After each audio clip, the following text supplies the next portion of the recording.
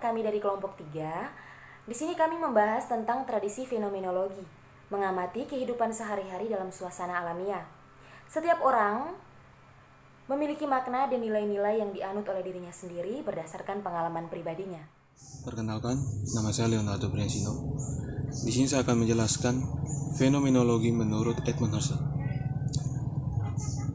Edmund Gustav Albert Husserl lahir di Prosnitz, Moravia, Ceko pada 8 April 1859 dan meninggal di Freiburg, Jerman pada 26 April 1938 di umur yang ke-79 tahun. Beliau adalah seorang filsuf Jerman yang dikenal sebagai bapak fenomenologi. Kemunculan fenomenologi oleh Husserl dilatar belakangi oleh kenyataan terjadinya krisis ilmu pengetahuan. Husserl mengajukan kritik terhadap ilmu pengetahuan sebagai berikut. Yang pertama adalah ilmu pengetahuan telah jatuh pada objektivisme. Yang kedua, kesadaran manusia atau subjek ditelan oleh tafsiran-tafsiran objektivitas itu. Yang ketiga, teori yang dihasilkan dari usaha membersihkan pengetahuan dari kepentingan-kepentingan itu adalah teori sejati yang dipahami tradisi pemikiran Barat. Dengan demikian, menurut Husserl, krisis ilmu pengetahuan itu disebabkan oleh kesalahpahaman disiplin-disiplin ilmiah itu terhadap konsep teori sejati itu melalui fenomenologi.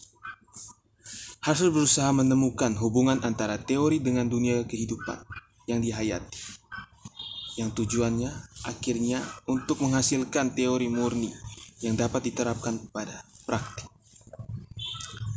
Dengan kata lain, fenomenologi Husserl ini berangkat dari filsafat ilmu. Dalam hal ini, ia mengusulkan bahwa fenomena-fenomena itu untuk dipahami harus didekati dengan cara yang khas. Edmund Husserl menyatakan bahwa pengetahuan ilmiah sebenarnya telah terpisahkan dari pengalaman sehari-hari, dari kegiatan-kegiatan di mana pengalaman dan pengetahuan itu berakar. Maka dari itu, ia menawarkan fenomenologi. Dan konsep fenomenologi Husserl dipengaruhi oleh konsep Verstehen dari Max Weber. Baik, terima kasih atas waktu dan kesempatan yang diberikan. Saya Handrianus Penga akan melanjutkan presentasi mengenai tradisi fenomenologi menurut Edmund Husserl.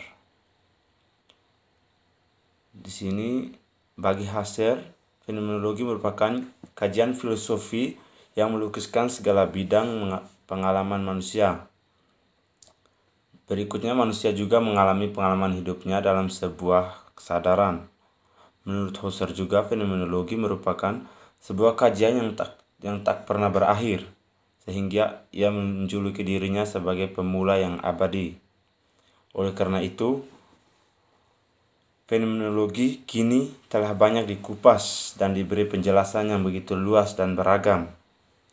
Husserl sendiri bercita-cita merubah fenomenologi menjadi ilmu yang rigoris, yakni ilmu yang ketat, yang penjelasannya punya batasan dan tidak meragukan. Dan setiap konsep terdefinisikan dengan jelas. Berikutnya, fenomenologi bagi Husserl. Di sini tak berguna bagi mereka yang berpikiran tertutup. Hal ini bisa teman-teman lihat pada buku Mustakas pada tahun 1994. Fenomenologi Husserl menurut Birtins pada akhirnya itu berdimensi sejarah. Di sini suatu fenomenologi tidaklah sebagai sesuatu yang statis, tetapi dinamis. Fenomenologi itu memiliki sejarah, dan sejarah itu berkaitan dengan riwayat individual manusia dan juga manusia secara keseluruhan. Dan perlu teman-teman ketahui bahwa hal inilah yang akan menyadarkan kita akan tradisi fenomenologi selanjutnya. Misalnya sejarah kita selalu hadir dalam cara kita menghadapi realitas, Setiap fenomena mengandung muatan sejarah, dan juga suatu fenomena itu tidak berdiri sendiri, tetapi memiliki kaitan dengan peristiwa-peristiwa sebelumnya. Terima kasih. Tokoh selanjutnya ada Alfred Stage. Alfred Stage lahir pada 13 April 1899 di Wiener, Austria sebagai anak tunggal dalam keluarga Yahudi kelas menengah ke atas. Setelah lulus dari sekolah menengah, dia direkrut menjadi tentara Austria. Ia adalah salah satu ilmuwan sosial berkompeten dalam memberikan perhatian pada perkembangan fenomenologi yang mengaitkan pendekatan fenomenologi dengan ilmu sosial.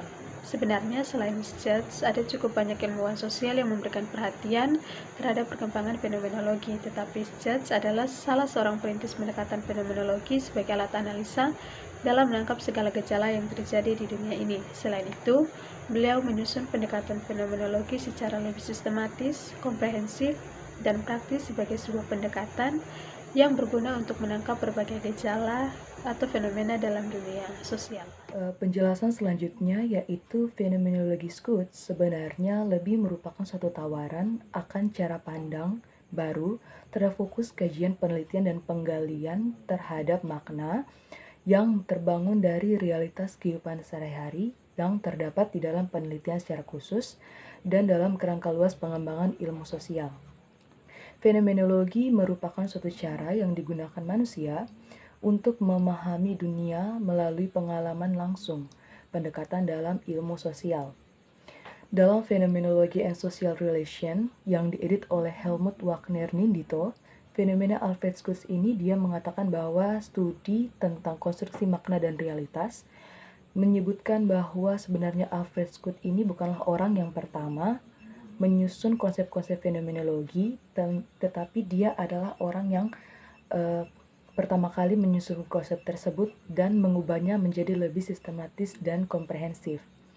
Pendahulunya yang sangat berpengaruh terhadap pemikiran tersebut menjadi dasar fenomenologi, yaitu seorang filsuf Jerman bernama Edmund Husserl.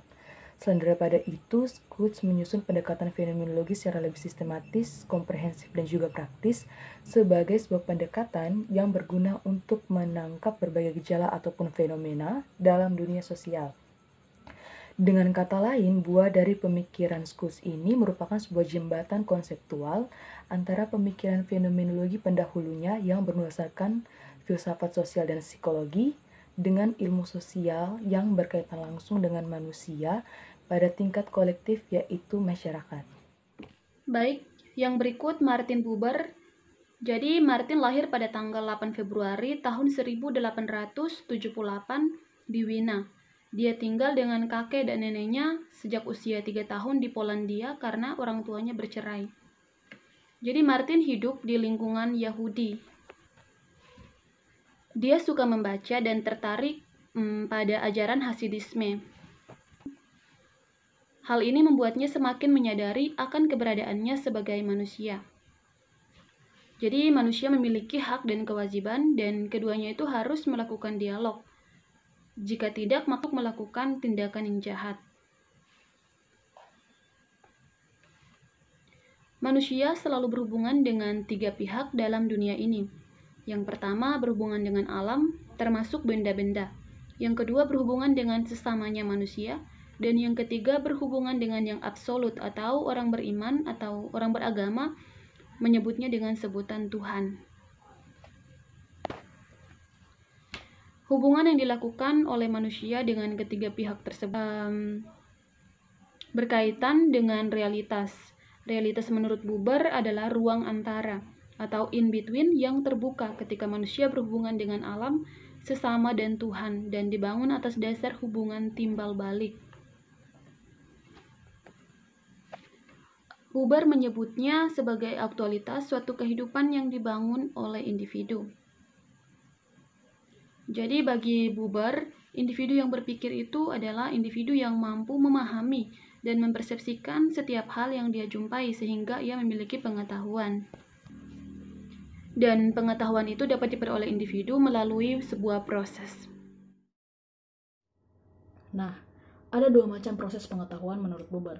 Pertama, proses yang berlangsung antara subjek dengan objek. Yang kedua, proses yang berlangsung antara subjek dengan subjek. Proses antara subjek dengan objek memberikan dampak bagi individu untuk mengembangkan pengetahuannya terhadap sesuatu.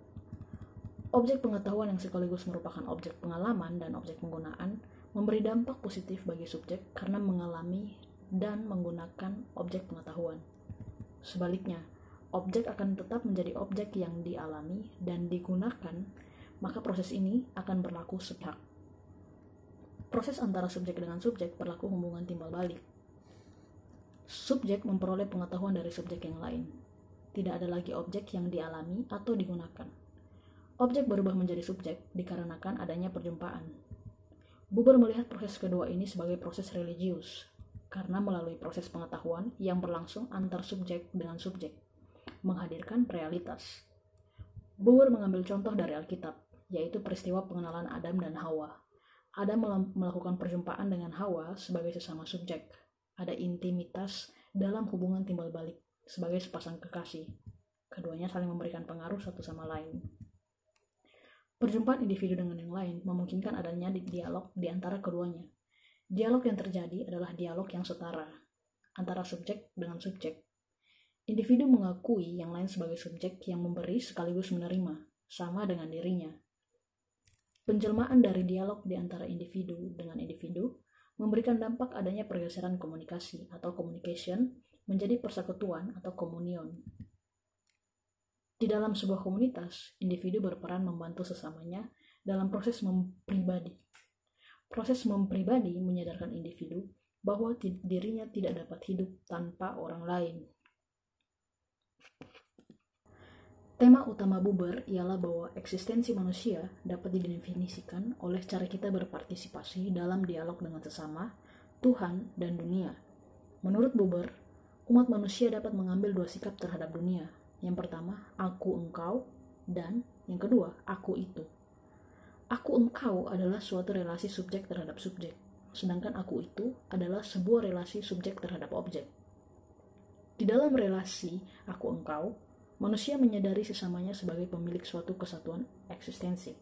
Di dalam relasi ini, manusia tidak mengalami sesamanya yang lain sebagai pemilik sifat-sifat spesifik yang terpisah, melainkan mengikut sertakan keseluruhan eksistensi sesamanya tersebut dalam dialog. Di sisi lain, setiap manusia mengalami sesamanya yang lain sebagai pemilik sifat-sifat khusus yang terpisah dan memandang dirinya sendiri sebagai bagian dari dunia yang terdiri dari benda-benda. Aku engkau adalah suatu relasi mutualitas resiprok, sedangkan aku itu merupakan suatu relasi separasi dan pelepasan. Baik, berikutnya Hans Georg Gadamer. Hans Georg Gadamer lahir di Marburg pada tahun 1900. Ia adalah seorang filosof Jerman. Ia sempat menimba ilmu di Breslau, tetapi kemudian kembali ke kota kelahirannya untuk belajar filsafat kepada para filosof neo-Kantinian, yaitu Paul Natorp dan Nikolai Hartmann. Ia mampu meraih gelar doktornya di usia 22 tahun di tahun 1922, kemudian menjadi dosen privat di Marburg dan menjadi profesor di tahun 1937. Hans Georg Gadamer adalah seorang filosof yang terkemuka di bidang hermeneutik. Hal ini tidak terlepas dari karyanya yang sangat penting, yaitu Wahrheit dan Methode, yang membuatnya berpengaruh tidak hanya di dunia barat, namun juga telah memasuki dunia timur. Berikut adalah gambaran umum dari pemikiran dan teori hermeneutika yang dikembangkan oleh Gadamer. Kritik yang dilontarkan oleh Gadamer yang melahirkan hermeneutika filosofis dan menekankan pengalaman sebagai titik tolaknya, melahirkan beberapa konsep penting perihal pengalaman secara umum dan kaitannya dengan apa yang dialaminya. Yang dengannya kebenaran dalam pandangan Gadamer, meaningful sense dapat diperoleh.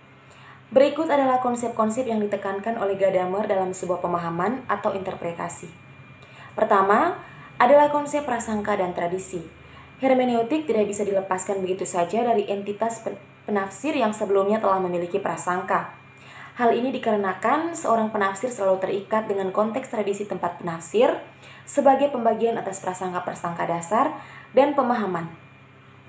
Ketika seseorang ingin memahami sebuah teks, pastinya diawali oleh sensitivitas atau kebaruan teks, bahwa teks itu ingin mengatakan sesuatu kepadanya. Sensitivitas ini muncul pastinya bukan dari kenetralan atau kekosongan diri dari pembaca, melainkan asimilasi sadar atau prasangka-prasangka penafsir tersebut. Kedua adalah konsep kesadaran akan sejarah berdampak dan peleburan cakrawala. Dalam teori ini, penafsir menemukan dirinya dalam situasinya sendiri, di mana ia harus memahami teks melalui prasangka-prasangka yang diperolehnya. Dan ketika ia memahami sebuah fenomena yang memiliki jarak historis dengannya, mau tidak mau penafsir harus menyadari akan keterpengaruhan realitas sejarah terhadap teks masa lalu. Ketiga adalah konsep pengalaman hermeneutis. Kesadaran akan keterpengaruhan oleh sejarah kemudian membentuk sebuah horizon, mendorong agar kita menyadari bahwa setiap pemahaman terkait oleh situasi tertentu dan kesadaran bahwa situasi kita juga ikut mewarnai pemahaman ketika kita menafsirkan fenomena sejarah. Hal ini berdampak pada kesadaran akan perlunya pemahaman baru ketika situasi berubah, dan pemahaman kita dalam situasi sekarang juga dimungkinkan akan terjadi perubahan ketika situasi berubah pula. Inilah yang disebut sebagai pengalaman hermeneutik. Pengalaman harus dipahami sebagai proses, bukan sebagai suatu tujuan. Oleh karenanya, ia terbuka terhadap pengalaman-pengalaman baru ketika dia dihadapkan dengan tradisi yang baru pula. Jadi pengalaman hermeneutik yang didasari akan keterpengaruhan tradisi berdampak membuka diri terhadap tradisi baru. Inilah yang menjadi prinsip pengalaman hermeneutik sesungguhnya. Kesadaran hermeneutik adalah kesadaran akan keterbukaan untuk mengalami. Hal ini menunjukkan bahwa sebuah pengalaman baru tidak sekedar mengimplikasikan robohnya yang pertama, namun mempresentasikan sebuah pengetahuan baru. Kita tidak hanya mengetahui lebih banyak, melainkan lebih baik. Pengalaman ini adalah sebuah kesadaran yang tidak akan menjadikannya baku dan bersifat selamanya. Perkenalkan, nama saya Surya Ramadan Jati. Di sini saya akan menjelaskan Brian Kelgecan. Ia lahir pada tahun 1954. Dia adalah seorang penulis, penerjemah, dan akademis dari Amerika. Ia lahir dan besar di negara Taiwan dan menyelesaikan studi pasca sarjananya di Amerika Serikat. Dia bekerja terutama di bidang filsafat komunikasi, teori dan kritik media, dan studi budaya. Selanjutnya saya berikan kepada teman saya. Ya, kita tahu komunikasi dalam rangka memahami pengalaman orang lain adalah hal yang tidak mungkin. Fenomenologi Chang tidak bermaksud untuk memberikan solusi dari permasalahan ini. Chang hanya menunjukkan sebuah kondisi di mana tidak mungkin terjadi sebuah pemahaman atas pengalaman orang lain. Jadi Chang menekankan bahwa komunikasi adalah sebuah hal yang tidak dapat tidak dilakukan. Namun apabila segala hal harus dikomunikasikan, maka tidak akan ada keputusan atas segala hal tersebut.